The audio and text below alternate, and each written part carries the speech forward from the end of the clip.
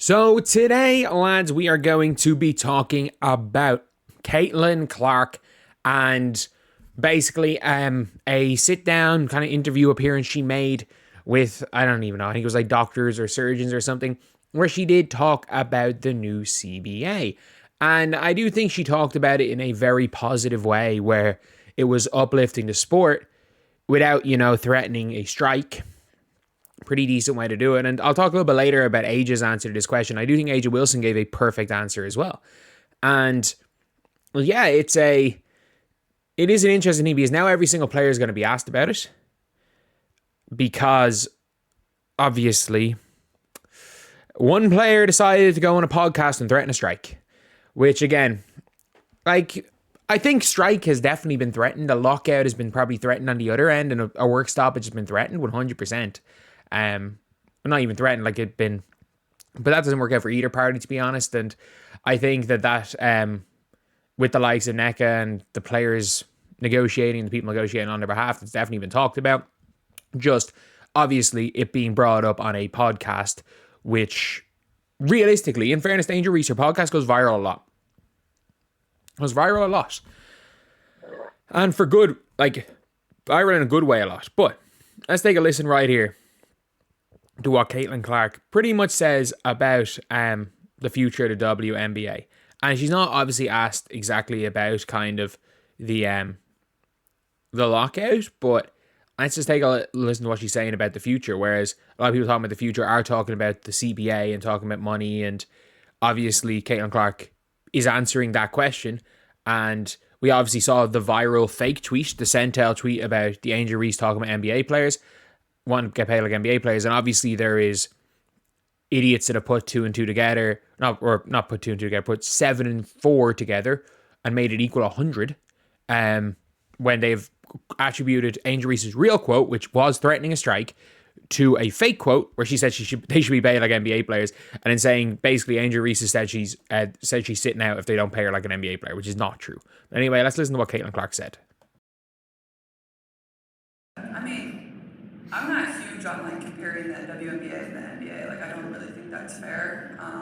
Obviously, I think where the WNBA is right now is pretty incredible. I think a lot of people, or most people, would not believe it's in the place that it is right now. So I think when people always ask me this question, where I think it'll be in 5 years, is it's hard for me to answer because people didn't even think we'd be right here, right now. And I think really sky's the limit. I think when you see, our TV numbers when we're on, national television, we're averaging over 1 million viewers or whatever it is. The All-Star game, I think, was over 4 million viewers. It's just really great numbers. So the more opportunities we're given, I think the more it's going to shine and get better and better. I think also the talent level in college is continuing to get a lot better, and as those players come into the league, and it's going to continue to improve. We're adding 2 new teams next year, and then probably another team year after that. Some more games. Yeah, more games, which I think will be good. It will lengthen the season a little bit more. So yeah, obviously Caitlyn Clark talking about that. And one of the things that I've said about this is obviously that someone responded with we. And that's all, she may as well have been speaking freaking French with the amount of time she said we. And the first comment is she's speaking French. I thought I was creative with that joke.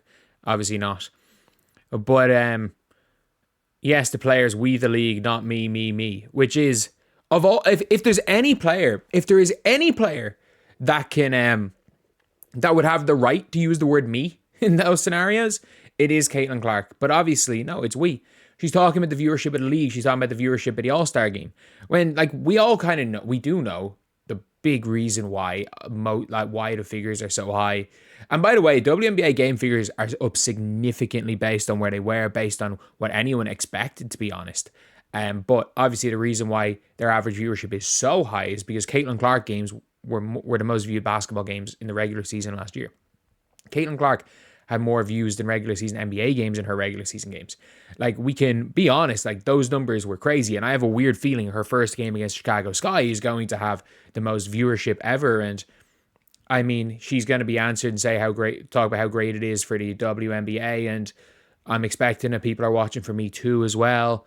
Quote, when they talk about the record and all this mad stuff. But I think when the reality is the situation, Caitlyn Clark all she wants to do is grow this, not only the sport of basketball, the sport of women's basketball. Caitlyn Clark just wants to grow women's sports as well. Like, you've seen, you've heard just everything when it comes to Caitlyn Clark. Like, whether it be women's tennis, she's talking about what athlete she could have dinner with. Serena Williams was her answer. And she's talked about, like, we saw her all the sport for Katie Ledecky and the swimming and stuff. So it really is just, when it comes to Caitlyn Clark, the only goal, the sole goal, is to push the game forward. And I'm not sure if there is another player outside of maybe Fee, whose sole goal is to push the sport forward. And I'm not even sure what Nafise Collier if the sole goal is. With Caitlyn Clark, you can see, like, that seems to be her main goal. Because again, if she was out for herself, her agent would already be fired for the Nike deal. And the fact is that being with Nike, you're seeing like Sabrina in the Philippines and stuff. And if you want to argue, Sabrina Ionescu's not even trying in Unrivaled. She's not even trying. She just took the bag and chilled. Whereas at least with Caitlyn Clark, it's like, you know what? Not the right time for Unrivaled. It's not the right time for me to do this. I'm focusing on pushing the WNBA. I'm focusing on that, which is completely fine to do as well. But you can see that with everything. And she's incredibly smart with that answer. And obviously, I assume she started out with an NBA question. She was asked something about that, about how much the NBA players are getting paid. And I think, ironically, I think that question was being asked. A lot of that, not even specifically talking about CBA, but the NBA stuff, that question is being asked because of a Centel post. Like, it is so funny. It is so funny. Like, on all sides, they're not even sports fans. Like, I'm sorry. Like, just like you can't criticize players, you can't laugh at a damn Centel post. You can't laugh at a Centel post. Like, you had to have been able to laugh at the Caitlyn Clark, they woke up a monster and she goes and airballs from 3 feet away, that post being shared. You gotta laugh at that. This is basketball. It's funny. You meme about stuff. Like, WNBA is a real sport. And that type of stuff is happening. There are Centel type pages for every sport. Like, The Onion has existed for years for just news. And sports have basically had their versions of The Onion. And yeah, the WNBA is in a good place. Women's sports is in a good place. And the whole thing is that when it comes to WNBA, the best thing that they can do is, keep it going. And I think anyone that's smart knows that it hurts the players more than it hurts the owners if there is a lockout. It does, because those owners, those billionaire owners, are still multi-billionaires. Their franchises, which have been growing exponentially in price, I get that. They have been. But you also have to take into account, some people bought teams for like 5 million that are worth 200 million now. So even though their exponential growth might be stopping in their franchise values, they've still made a huge profit. So it's much less of a risk for them. And I think the only thing that can hamper the growth that women's basketball is having right now is some sort of a stoppage, because college is growing. And yes, obviously Iowa, nothing beats what an Iowa game was last year as far as viewership and hype.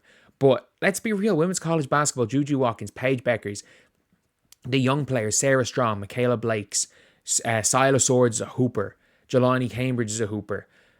Like, next year is another good class. Every year the college game is getting better and the college game is getting more hyped. So with that being the case, the last thing the WNBA wants to do is stop that, because it does spiral.